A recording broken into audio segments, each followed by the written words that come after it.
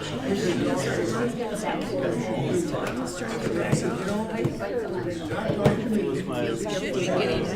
was going to say, I was like, He's got a handful. I mean, she doesn't have it. Good morning, everyone. Morning. You all are so excited to learn more about the tabernacle, right? Golden clasps and all those things. Look at you all. This is great. This is great. Wow. Is there an ox? What's that? Is there an ox? No, there's not an ox yet. No. Got together? Yeah. We're in the holy place, so there are no oxens. How about that? Yeah. Oxens? Oxens. You know, an ox. Oxen. I need all But what if there's Is is two or more oxen, or is like Oxi. 3 oxens? One is an oxide. Two or more oxen. So there's no oxen. no S on it. Okay, no S on it. Got it. See, I did go to school, believe it or not. It's like deer. What's that? It's like deer. It's like deer. Oh, that's true. Yeah, there's deer. That's singular and plural. Yeah, that's singular and plural. Buffalo? Buffaloes? Bison? Bison. That's a different breed. Yeah, it is. Yeah, so no, none of that. How about that? None of that in chapters 26 and following. So, yeah. Come for the theology, stay for the grammar, right? Like that's what we do here. That's what our Bible class is about. So we do have chapters 26, I believe is where we're on. Like get into it. Yep. I'll just- Probably way behind the other. Oh, I'm pretty sure.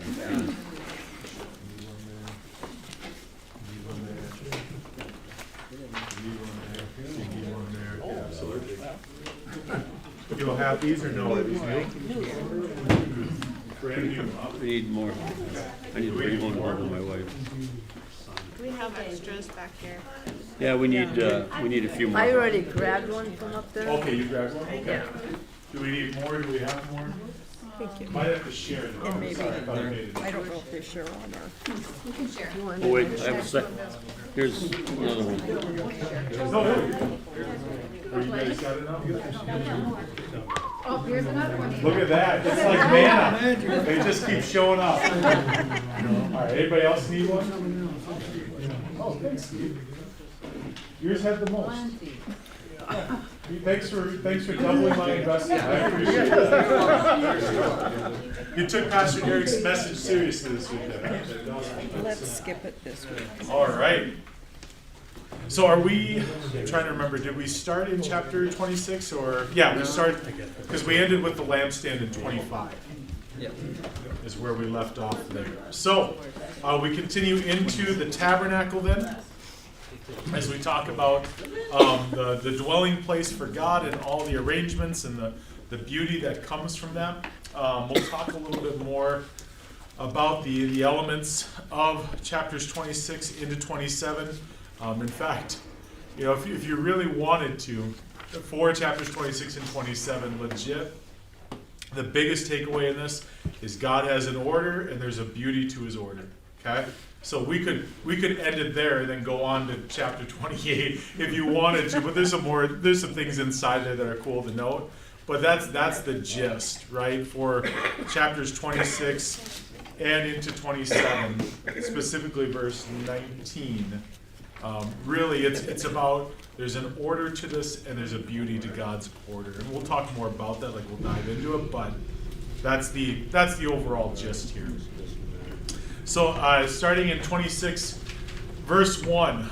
Moreover, you shall make the tabernacle with 10 curtains of fine twined linen, and blue and purple and scarlet yarns, and you shall make them with cherubim skillfully worked into them.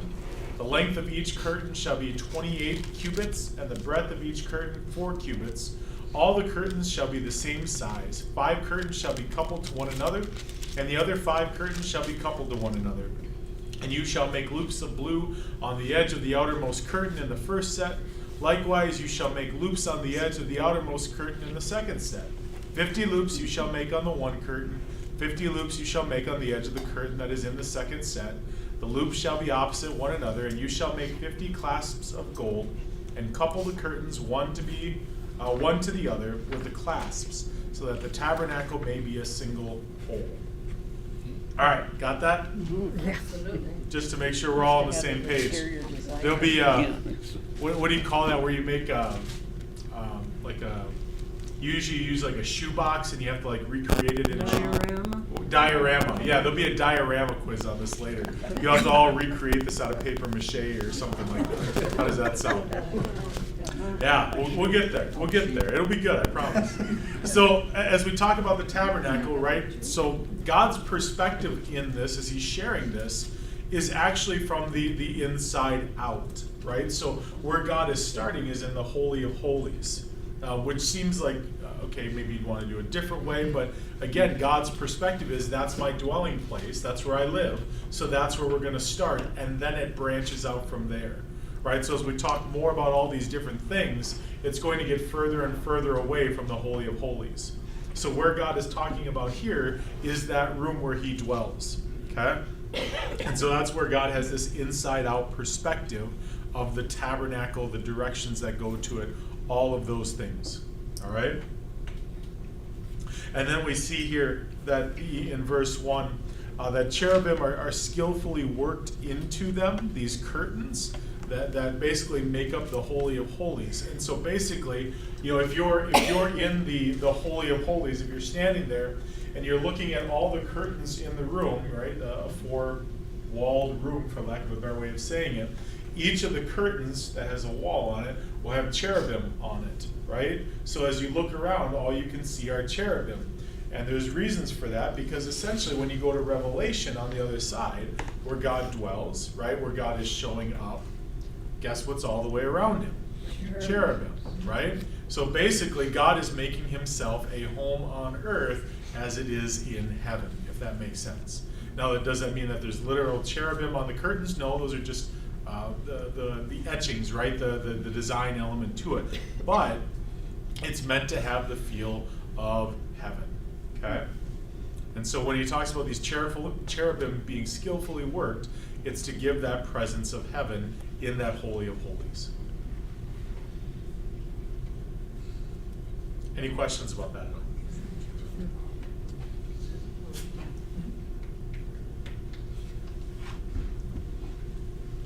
All right, so then when we talk about the measurements here, Steve, can I get your help? You mind handing these out? I appreciate that. What I'm going to hand out here is basically an inner looking at the tabernacle tent. Okay, so you can kind of get an idea of what's being talked about in it. So as we walk through this, you actually can see or visualize a little bit what is going on inside, if that makes sense. And so when it comes to these tents, these are big tents. Okay, and so it's not like they're small things. They're going over the Holy of Holies. Hopefully there's enough. Is there enough? Hopefully that works.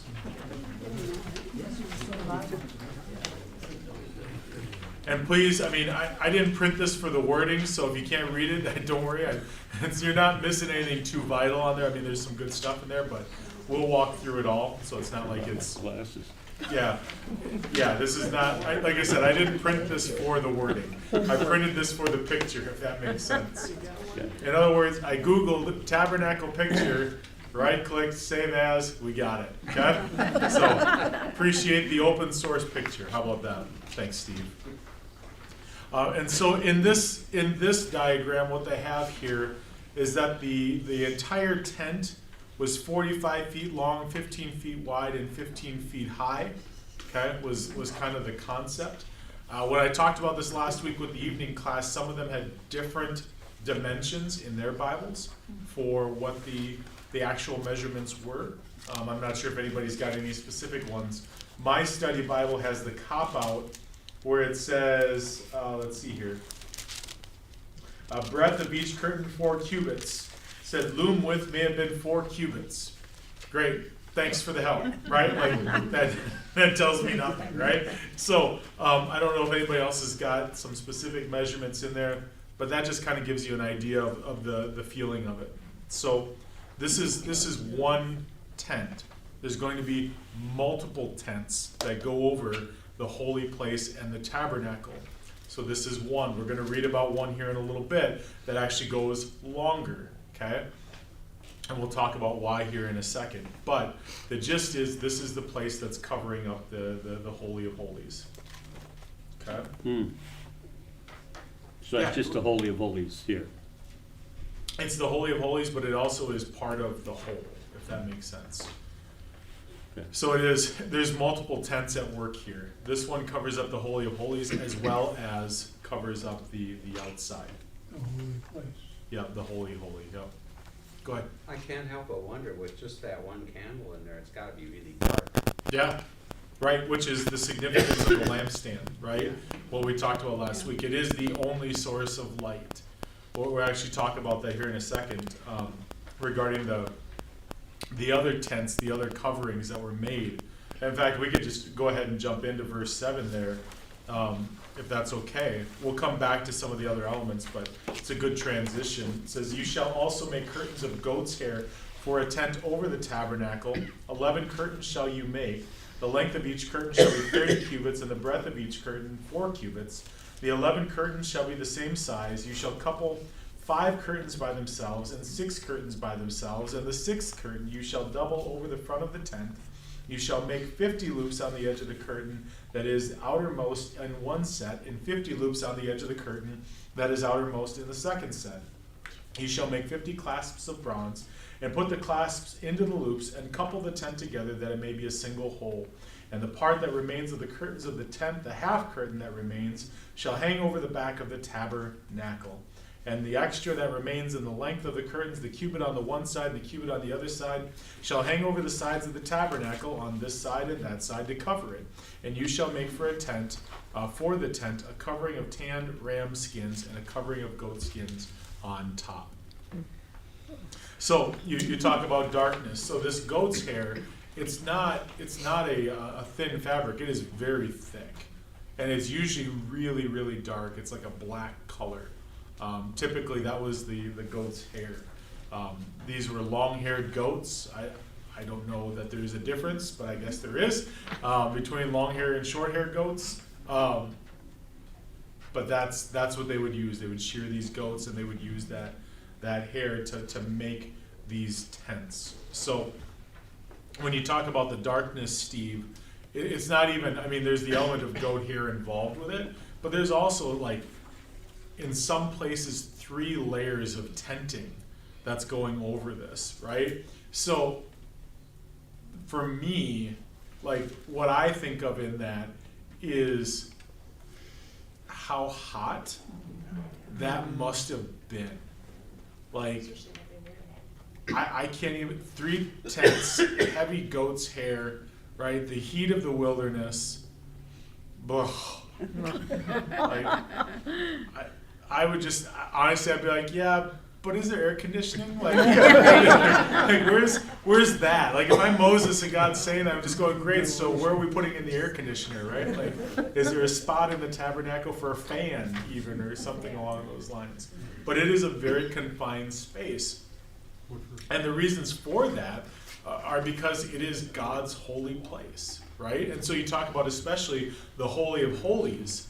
We're talking about a place where only one person is allowed to go in, right? One person, which then on the flip side means that you cannot accidentally see it either, right? So if the tent is too short, or if there's a crack in one of the tents, you can see into the Holy of Holies, and that's not allowed. That's not okay. And so what you see in this are basically 3 layers of protection for those who may be outside the tabernacle, so they don't catch a glimpse of the Holy of Holies and die, if that makes sense. So it's not just an internal thing, it's also for those outside so they don't accidentally see something. You talk about the overhang that we just read about. There's a reason for that. It's so you have something that's flat. So if the wind picks up or whatever and the tent goes up, you're not going to be able to see into the Holy of Holies, right? So this is, it seems overkill, but it is a protective measure for God's people so that God can dwell with them, but also so that they don't die instantly at his appearance.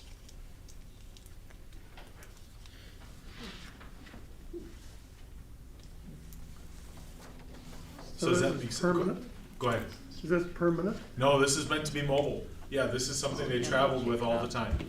Yep. It became permanent with the temple in Solomon's time, in Jerusalem. So for long time, hundreds of years, yeah, hundreds of years, they would move this around. Yep. Well, when you move this thing, gonna be some people to move this, and don't they have to tear it down, put it back up again? Correct. Yep. So, Correct. Where is God in this, when they move it? Is he Yeah. gone? Yeah, Yep. God's gone. God's gone. So it's okay to see inside, Correct. as long as, okay. Yeah, because oftentimes, so when you see it later on in like 1 Samuel, 2 Samuel, the Ark of the Covenant is usually marched into battle, right? So they Yeah. bring it with them into battle to Yeah. show God's favor. It was meant to be a sign of God's presence among them, right? But God wasn't physically sitting on the mercy seat of the Ark of the Covenant while they brought it into battle. God was with them, right? But what we're talking about here is when God's dwelling with his people, literally there in the Holy of Holies, there needs to be that protection. But God wasn't always sitting there constantly. Doesn't mean he wasn't with them, but he wasn't always Yeah. Got it. there in the fullness of his glory, if that makes sense.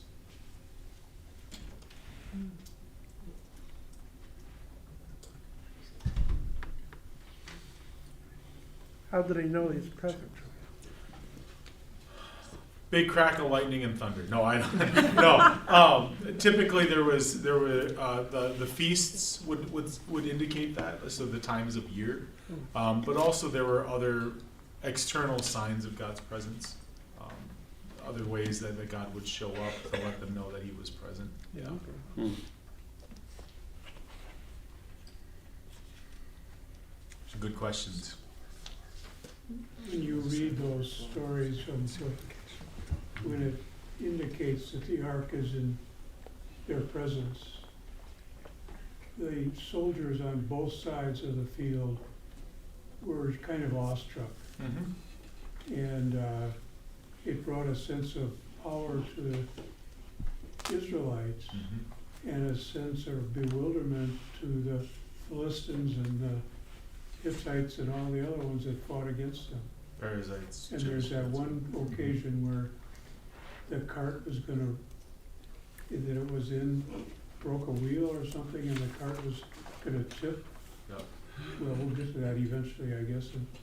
And one of the soldiers went to catch the cart before it fell over, and he touched the ark and died. Yeah, that was Uzzah or Uzzah. We talked about him when we were talking about the Ark of the Covenant. We talked about him, being and how does that work, right? Like, because he wasn't trying to like maliciously No, destroy Trying to it, save or it. trying to save it. So how does someone be put to death for trying to help a situation, right? I think we talked a little bit about. There's a couple ways you can look at it. One, and I think this is the right way, is again the imagery matters to God, right? Like the what he says and how it's to be done, that matters. And so when he says this is how it's to be and this is how it's to be done, that's the expectation, right? Paul talks about this in Romans. The wages of sin is death, right? That's what we deserve. And so when we sin, what we deserve is death. And God's not like, oh, don't worry about that. That's not a big deal. It's fine, right? No, Jesus had to die so that the wage was paid for, not by our death, but by his. And in the same way here, it seems strict, but it's in character of who God is, that when he says, this is my expectation, this is what you are to do with that, and then you don't. That's what happens. The other part of that, and some people have speculated on this, and again, that's why I would leave it more in speculation rather than actual truth, is that, well, Uzzah needed to have faith that God wouldn't let his ark break, right, or something like that. And it's like, yeah, but we don't know if Uzzah was a faithful man or whatever it is. what we do know is about who God is in this, right? And that's why I lean more towards that other kind of understanding, that God, the imagery, the orders, the commandments, all of that really, really matters. Yeah. Well, it sounds like what we talked about a little bit ago is God was actually there, Mm-hmm. as opposed to not being there. In terms of when Uzzah was struck down. Yeah. Well, I no, mean, obviously he was there, otherwise he wouldn't have died, right? well, again, it goes into the holy things, right? So there's a command by God when the Ark of the Covenant is created to not touch it, because once it becomes touched, then the unholy interacts with the holy, if that makes sense. It becomes unclean. It becomes someplace where God cannot dwell or should not dwell. But how do you move it? How do If you you move can't it? touch Through you put the wood through the holes on the side, and you move it with the wood. Huh. Yeah.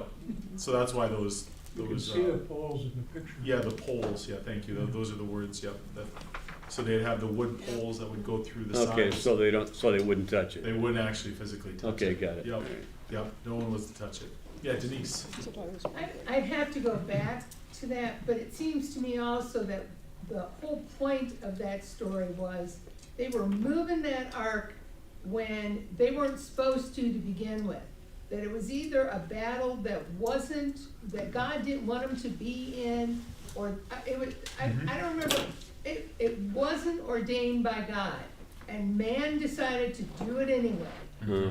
And that's what got them in trouble. So that when the wheel broke and they tried to stop it, God said enough. Huh. Yeah, I'm looking up the passage here.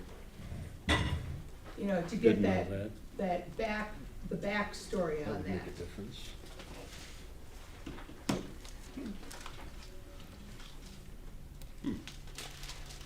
So I think a lot of times we just look at it as, oh, they touched it, and God was so harsh, and it was like, no, you didn't do what you were supposed to begin with. It's a good thing Is he's that what not you're that looking up, harsh Joe? now. Yeah, I'm looking, it's 2 Samuel 6 if you're trying to look for it. I'm trying to just read through real quick.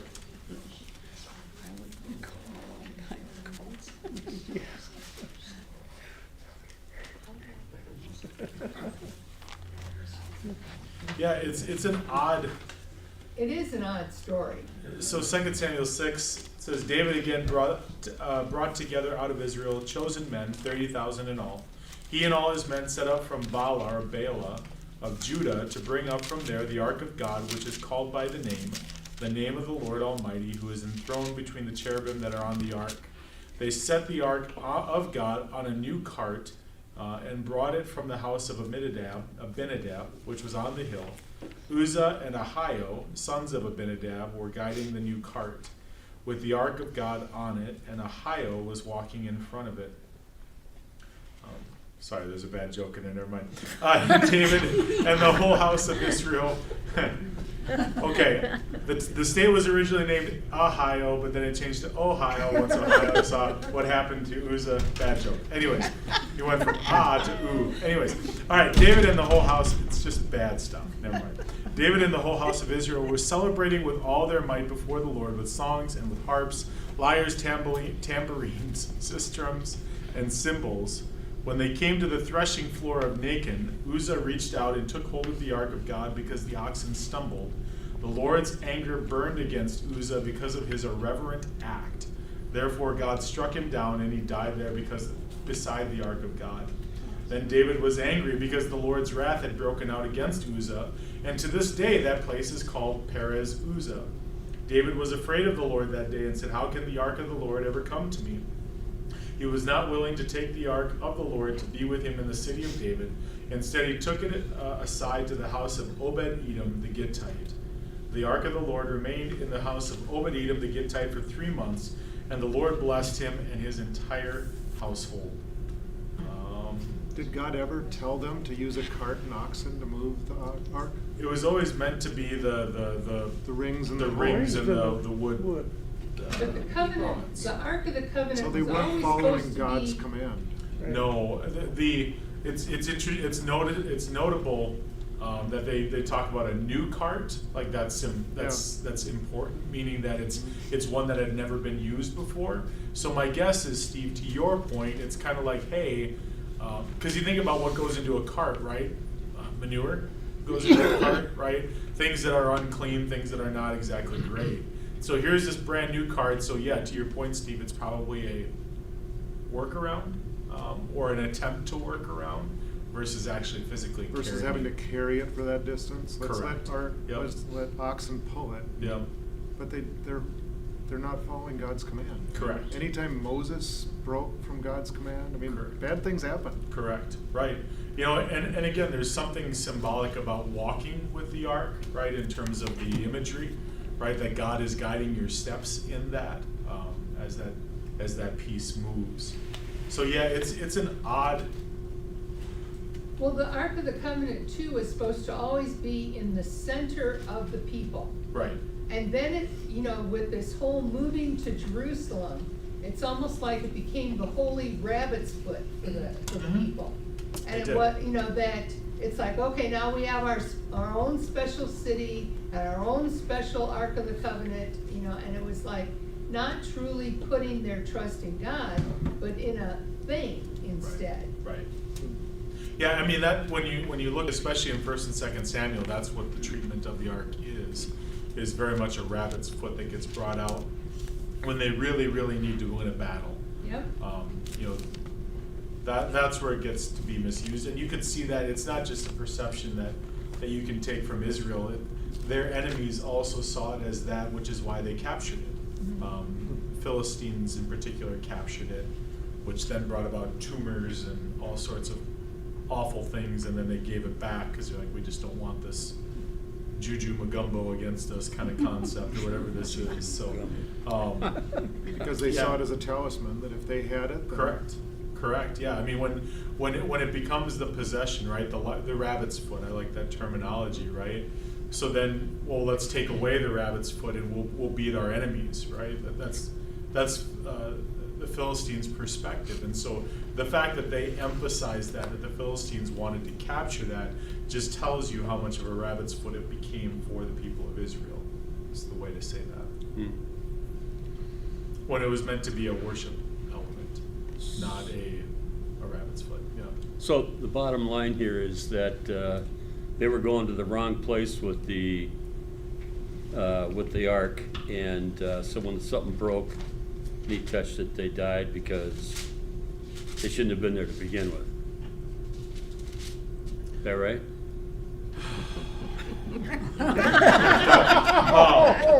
No, I'm not signing at you, Ross.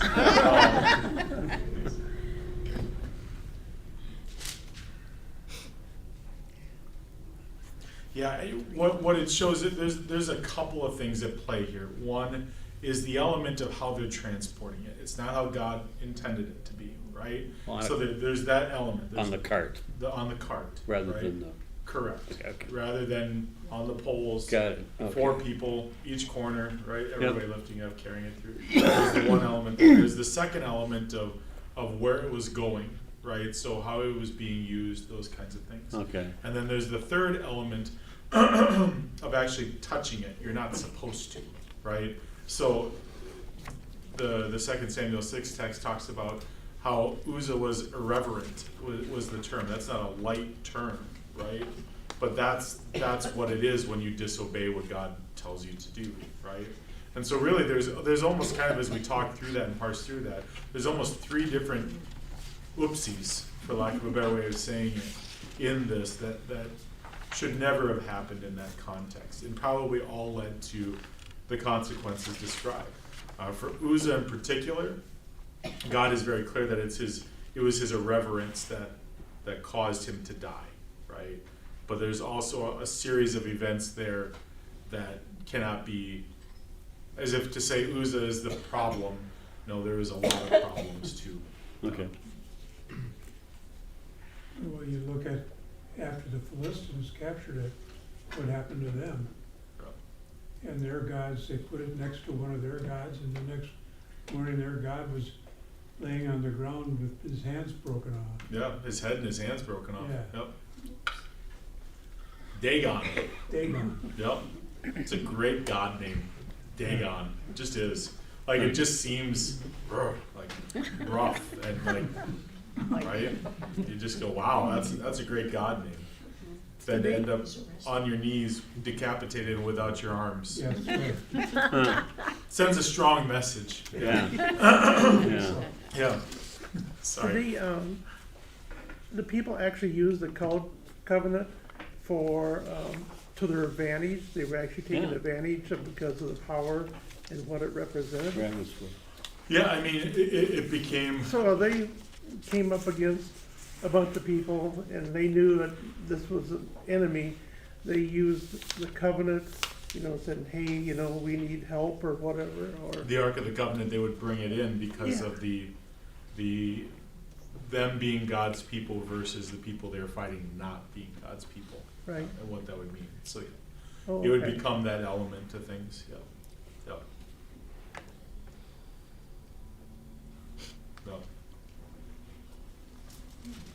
Yeah, in 2 Samuel 6, you start to see some of the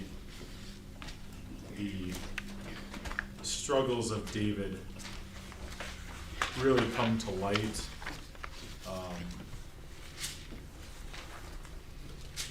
I mean, there's a lot of battles, there's a lot of victories, and it doesn't take long before he's in Bathsheba's situation. Like, it's almost like, so there's a pattern there with the kings, right? It starts off really great, and then it really starts to fall apart. For Saul, it was something that never was brought back around. But for David, obviously, there's repentance and movement forward from that. But with any earthly king, there's good times and then there's really bad times. And in those bad times, there's really bad decisions that are being made. And David was no stranger to his bad decisions as he ruled and reigned in that time. Yeah. Good. So back to tents and tabernacles. Because that's what I know you really came to talk about today. So a couple of just quick things on the curtains being held together. We see that a lot in terms of the clasps that are made, those kinds of concepts. It's meant to be one piece versus multiple pieces, at least that image of that. Some people read into that. Some people just go, it's probably more of an ease of moving piece, right? To take it apart, put it back together. It's probably easier to do it that way than to have one singular big piece. There was one commentator who made the note that the coupling of two great curtains together to make one tabernacle might signify the saints in heaven and on earth make one church, right? You could make those kinds of moves if you want. Again, I think it's probably more for practicality and just how God wanted it in the moment, if that makes sense. Well, I think when you talked about the note in your Bible about the loom being Yeah. that size, Yeah. I think maybe what they were trying to say is, like, that is the size. Yeah. Like, it could only be that wide because that was the size of the loom that they had. Right.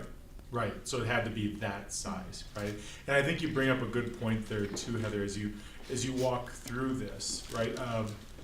We talked about acacia last week, right? We had some conversation about acacia. Like, as we were talking through that last week, it has to be that size. Like, we're not going to expand it.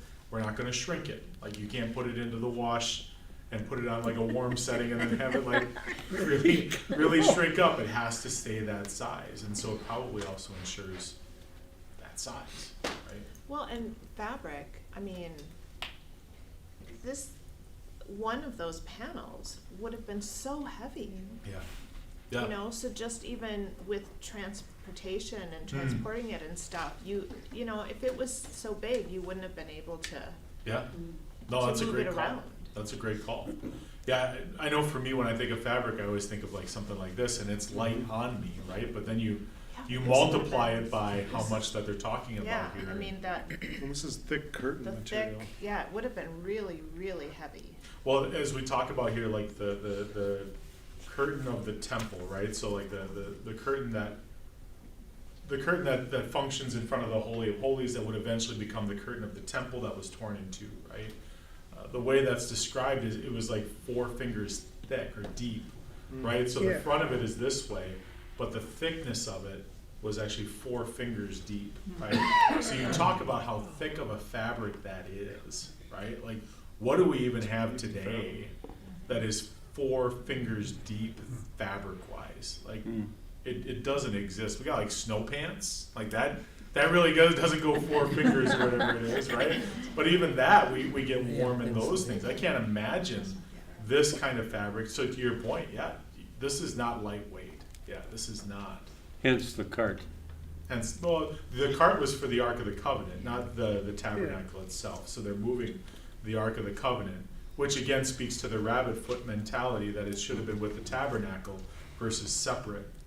They started separating it out. Okay. Yeah, if that makes sense. How in the world did they move it? The tabernacle, The curtains and all that. 1,000,000 people, everybody pick a corner, you know? but that's the gist, right? There They was. rolled it up and put it on poles and carried it on their Yep. shoulders. Yep. Yeah, there would be people, and I can't remember if we talked about this last week or the evening class talked about it. You know, there was the concept of how often did they move it? Well, as much as they needed to move it. My guess is, you know, it's not, you know, moving 1,000,000 people.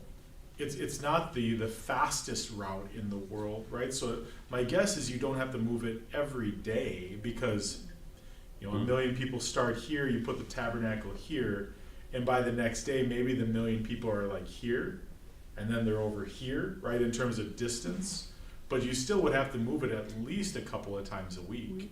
You know, you think through that element of things, which Wow. is pretty It's a lot. incredible. Yeah, especially when you start talking about the wood frames that come up next into this. This is not a small, you can even see that in the picture, right? All of those individual slats in the picture, that's all wood framing, right?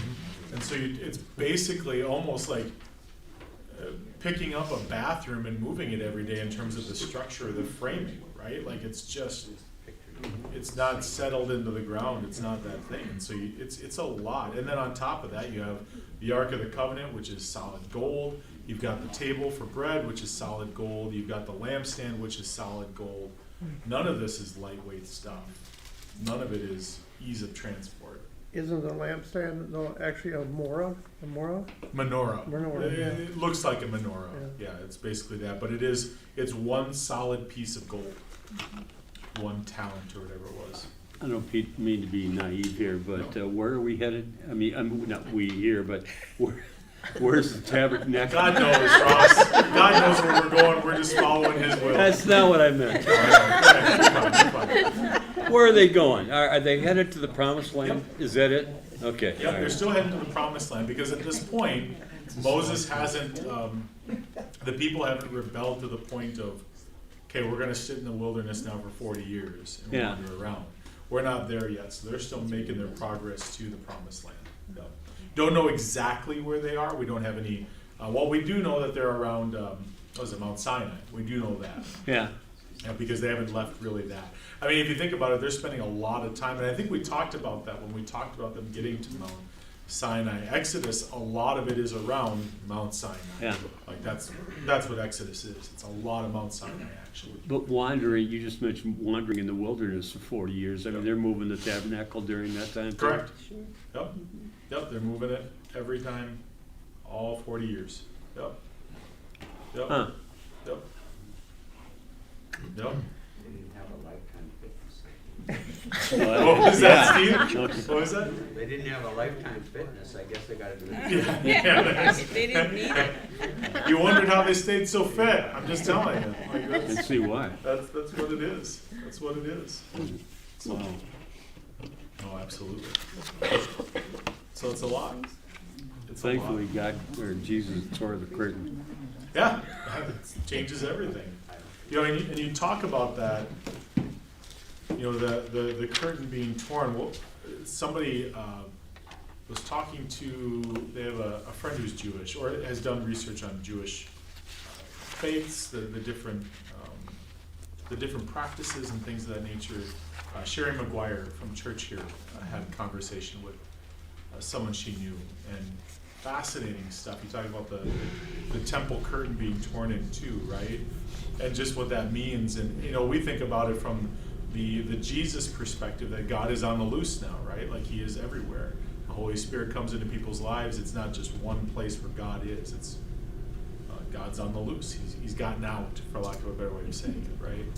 But for the Jewish people, guess what that means? They can look inside now. And when they looked inside, guess what they found? Nothing. And so what does that mean when your whole system is based around something being behind the curtain, right? And so it was a fascinating conversation last week in the evening class, because it meant you had to change everything about who you were, because that God is no longer behind the curtain, right? You can actually see in that now, and not only is God not there, but the Ark of the Covenant that's supposed to be there is not there either. So now what do you do? What is your faith system based on then at that point? And I never had thought about that perspective before, how much that curtain being torn changed everything for Judaism and the Jewish faith. Because it opened it up to show that God wasn't there anymore, and that the thing where God was supposed to be dwelling is not there either, right? Changes things. So it's fascinating. I had never thought about that before, because I always think about it in the context of Jesus and Christianity, but that's earth-shattering, right? That's a completely different system at that point. Which, Did they admit to that today? that it wasn't there? Yeah, that wasn't there, yeah. And so they would acknowledge that, but what you saw at that moment was a pivot point from pursuit of God to pursuit of becoming like God, which seems like a natural progression, right? If there's no God behind the curtain, well, guess what? Then somebody needs to be, and I'll fill that void. We do that naturally on our own, right? When we have those moments where we feel like God's not present, or we act in anxiety or fear, we become God because we want to control the situation, whatever it might be. So that's our natural tendency anyways, to fill the God void that we think exists. So now in Judaism, now that void is there, now I have to grow in my knowledge, in my behavior, in my understanding, so that I can be like God, if that makes sense. So it's a natural progression. When there's an absence of God, I'm going to fill that void, right, with myself and with what I think will get me to be like God. Even if that's not the stated goal, it becomes more wisdom-based. It becomes more inner Okay. sanctuary-based, Okay. for lack of a better way of saying it. Yeah. Pastor? Yeah. Yeah, I mean, there was, 600 some rules that they had to follow? Mm-hmm. Has that changed since that? No, I mean, it just depends on the type of Judaism being practiced, right? So for some, yeah, they still follow it, right? So for them, they still go waiting for the Messiah, right? Waiting for those elements, these kinds of things. For others, that's where you see and I can't remember the breakdown that she gave last week. For a lot of North American Jewish people, it's the pursuit of wisdom. So the 613 laws are there, but it's more fulfilling them to become more wise, to become like God. So you see They didn't add to the.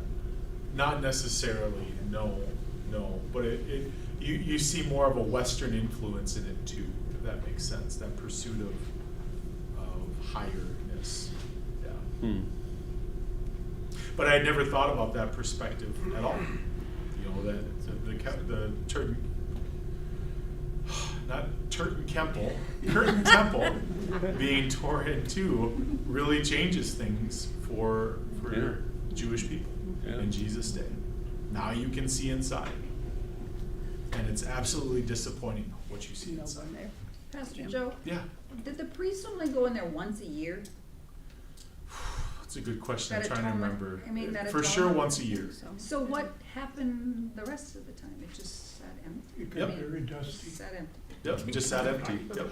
Yep. Yeah, it got very dusty. Yeah, it just sat empty. Yep. Wow. So there's only, I don't want to say it was the only one time, but that's what seems to be the reminder for me. I Yeah. think that's Well, right. that's what I It's- thought it was one Yeah, time, it was the but Day of Atonement, Right. essentially, the Only one. the high Yeah, priest. yeah, Yep, so it was once a Only year. the high priest. Yep, once a year. Oh.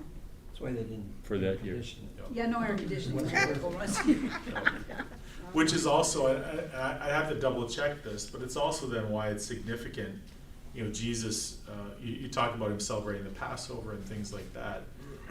The Day of Atonement is close around that, right? It is around the Passover pieces, those kinds of things. And so even with that temple curtain being torn in two, there would have been an expectation that God is there, because it's at least close to that Day of Atonement where we're supposed to be doing something with this, right?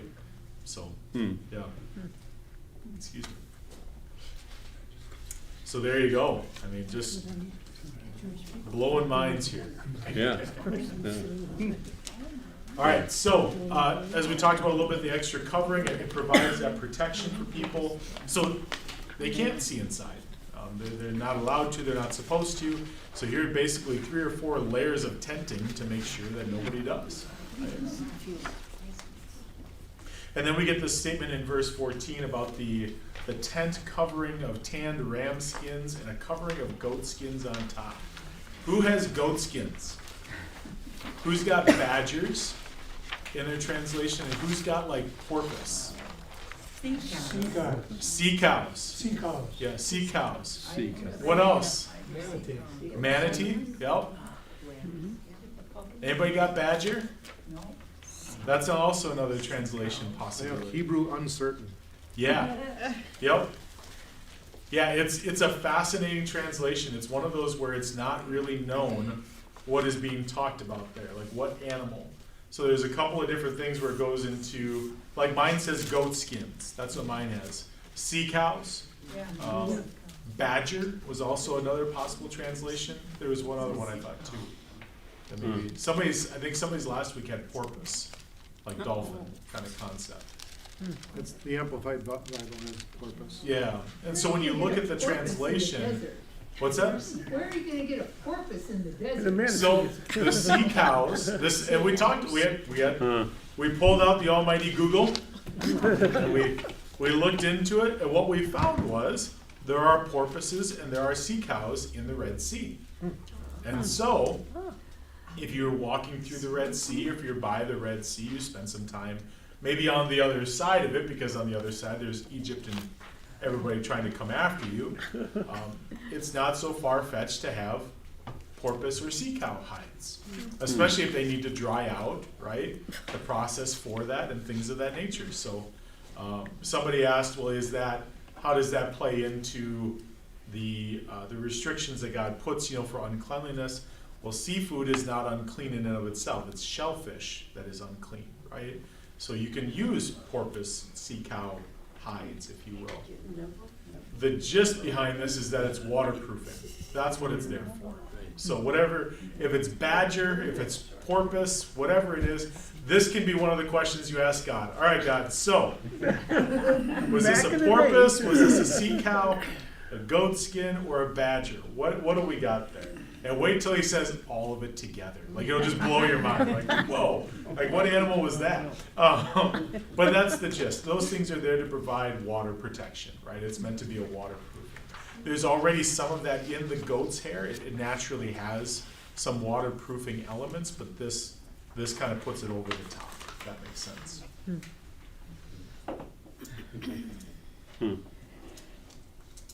Oh yeah, we took, what was it, like 15 minutes last week in the evening class, like just trying to figure out some of the Hebrew elements to that.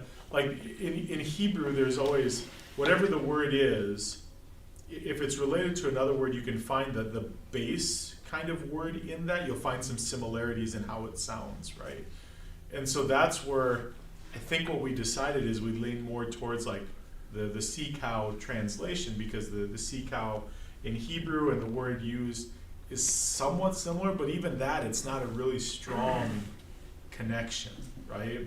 So, but badger was completely like, where did that come from, right? Like, I thought they were in Wisconsin. I didn't think they were in those elements. Yeah, I didn't think they were in the Sinai Peninsula, essentially. Like, but you never know. Badgers are but- so small too. Yeah, They're they such are. a small animal to make something like Not that this out small. of badgers just doesn't even make sense. It doesn't. No, it Sounds like a doesn't. translator's sense of humor. Yeah, Really. it's- Yeah, right. Yeah, Size of a rat. they're going to be sitting in a class one day Maybe they're going, "What bigger is than this? Is this badger? Is this porpoise? What Maybe. is this?" Yeah. He was a professor at Concordia, Milwaukee. Yeah, that's what it was. Yeah, some, Had a Wisconsin yeah, sense of humor. yeah. It's, Maybe onto something there, Yeah, Pastor Joe. uh-huh. Might be a Wisconsin thing. yeah, see, I'm just saying, like, there's influences here. We can't ignore that. This So, sounds like a cold thing. Why do you want to know? why do I want to know? Why do you want to know? Because it's just so weird. And it's not even like they're part of the same family. Like, I could get if they're like, well, porpoise and like trout or something like that, where it's like sea animals or things. You've got a badger, you've got a goat, and you've got a sea cow / porpoise. None of those connect anywhere. Like, they're not even from the same like So what? genus or whatever it is, right? Like genus. Well, no, genus is Latin. Sorry, genus. Genus and Genus is species. the three kinds of Jesus that we talk about: prophet, priest, and king. Sorry, that's seminary coming through. See, I did go to school, but it's very confusing and hard to keep it all apart. All right, that's what it is. Certainly not one of the friendliest animals. No, No. not the badger, not the badger. Goats aren't either. Don't let anybody fool you. Goats are mean. They are real mean. Huh. Katie's dad worked at a camp for a little bit, Camp Louissimo, and they had a goat there named Bartleby, I think his name was. Huh. Oh, he was mean. Yeah, he was real mean. Yeah. No. Huh. Oh, they're mean animals. I know people love them, but they are mean. Yeah, they are mean. Sea cows, however, just gentle creatures. Just gentle creatures. All right, so let's talk about the framing here with the last couple of minutes we got left. Basically, 15 through 30, those verses are just talking about the framing in and of itself. And so it might be, I don't know, it might be better to just have the picture in front of you to get an idea of what exactly is being talked about as I read that, just simply because there's so many dimensions added to this, right? And so you shall make upright frames for the tabernacle of acacia wood. 10 cubits shall be the length of a frame, and 1.5 cubits the breadth of each frame. There shall be 2 tenons in each frame for fitting together. So shall you do for all the frames of the tabernacle. So almost like the Lego pieces, right? So that kind of concept, right? You shall make the frames for the tabernacle, 20 frames for the south side, 40 bases of silver you shall make under the 20 frames. 2 bases under one frame for its 2 tenons, and 2 bases under the next frame for its 2 tenons. And for the second side of the tabernacle, on the north side, 20 frames, and their 40 bases of silver, 2 bases under one frame, and 2 bases under the next frame.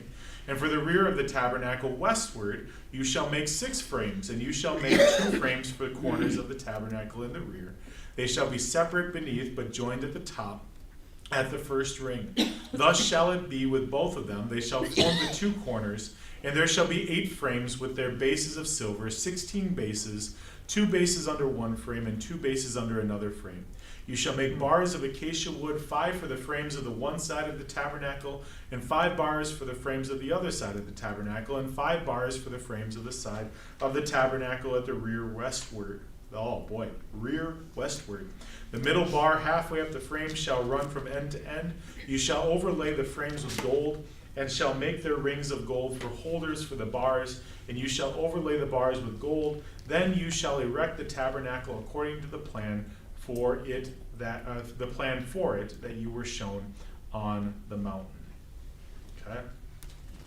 So there you go. Now you know how to build your own tabernacle.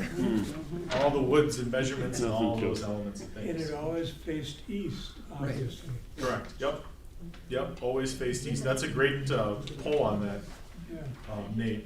Yeah, absolutely. It faced east. Okay, we'll get these words out someday. Yeah, so you get the gist there, and you can hear, as you see in the diagram, there are long parts and then there are short parts, right? So there's the lengths and the dimensions, but then there's also some that go into the tabernacle itself, like the Holy of Holies element to things. So there's just some different structure to what's being talked about in that. Okay? So that's where that picture is just helpful to get an idea of what's being talked about for the framing. And then we get verse 31, and you shall make a veil of blue and purple and scarlet yarns and fine twisted linen. It shall be made with cherubim skillfully worked into it. And you shall hang it on 4 pillars of acacia overlaid with gold, with hooks of gold on 4 bases of silver. And you shall hang the veil from the clasps, and bring the ark of the testimony in there within the veil. And the veil shall separate for you the holy place from the most holy. You shall put the mercy seat on the ark of the testimony in the most holy place. And you shall set the table outside the veil, and the lampstand on the south side of the tabernacle, opposite the table. And you shall put the table on the north side. So this is the curtain here, right? So this is what eventually becomes the curtain temple, or the temple curtain, that gets torn in two. And there's a cherubim on the outside of it and on the inside of it. Again, the inside for that concept of what's going on, but also the outside because it gives the person walking in the concept of what they're walking into, right? It's not just another room. It is you are entering into where heaven and earth are meeting together, if that makes sense. So this is not to be just a room you go put things in or walk in and out of. This is a very significant room. It matters. Right, and so those cherubim on there are meant to be the reflection of that, and you can even see that, as you look at the picture, that second curtain that's there on the outside. There's no cherubim on it because it's a sacred space. Don't get me wrong, but it's not the Holy of Holies. That is a completely different animal, a completely different beast. And so you can even see in the picture just the layout that God talks about there. You can see the table of bread, or table for bread, on the right hand side, the lampstand on the left hand side, the altar there for incense, I think, is right outside the curtain temple, or the temple curtain. I'm always getting those two words mixed up and getting flipped. But yeah, that's where you can see some of those pieces, and then you see the Ark of the Testimony, the Ark of the Covenant, inside the Holy of Holies. Any questions about that at all? This picture is the whole tabernacle. Correct, this is the whole tabernacle. So And what the you're Holy seeing- of Holies is on the left, So the Holy of Holies is in the back. in the back, Yep. gotcha. Yep, All right. yep, it's in the back. The holy place is in the kind of the front, right? Got it. The Okay. back is the Holy of Holies. All right, Yep. Picture's very helpful. yeah. Yes, thank you. Yeah. And the note on the most holy place confirms what you were talking about, Pastor Joe. The holy priest could only enter once a year on the Day of Atonement, Oh, good. Yep. the 10th day of the 7th month. Yom Kippur. Which means they wouldn't be moving it around then, would they? Except- Not that day, no. But I mean, they wouldn't even move it around in between that day, would they? I mean, No. wouldn't it stay for a whole year?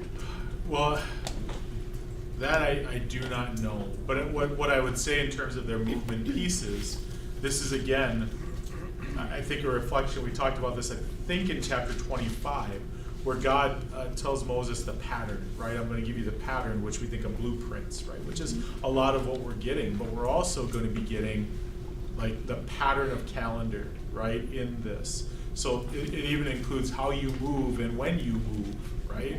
So as you talk about the Day of Atonement or things of that nature, that dictates when you move it, right? Versus, hey, we've only got 50 miles to go to the next place, let's just keep going. Right. Yeah. No, it's got to stop. Huh. And so whatever that is, to your point, that would absolutely direct the movement, dictate the movement of that Yeah. tabernacle. Yep, 100%. And so you think about that, how countercultural that is for us. We're goal-oriented, oftentimes Western cultures, right? So we go towards a goal and we go until we reach that goal. And really we try to not let things prevent us from getting to that goal. But here, what God is saying is, no, I am the thing that dictates your schedule. I am the opportunity to move forward, not what you think it is, but what I tell you it is. Yeah. Hmm.